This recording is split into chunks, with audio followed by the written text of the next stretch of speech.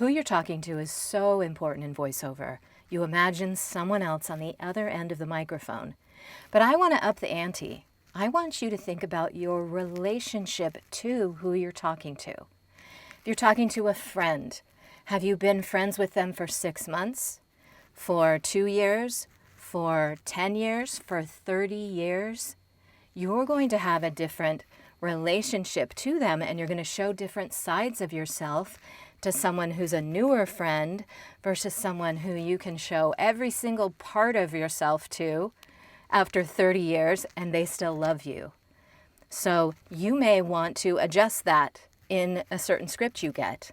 Let's say you're deciding that you're married and you're talking to your spouse, okay?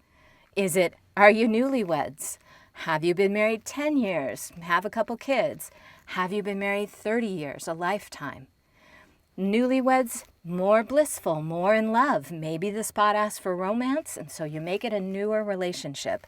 10 years, you've known each other a while, and you probably, right, you're probably a little more practical and grounded.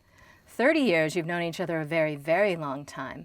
And maybe there's some nostalgia and some familiarity and some things that are unexpected or unspoken between you.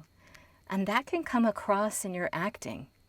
Your neighbor, is it your next door neighbor or your across the street neighbor? Those have a different feeling. Next door might feel more like family. Across the street may feel a little bit more like an acquaintance. A work colleague, are they the ones who share the cubicle next to you? Or are they the ones up on the 3rd floor?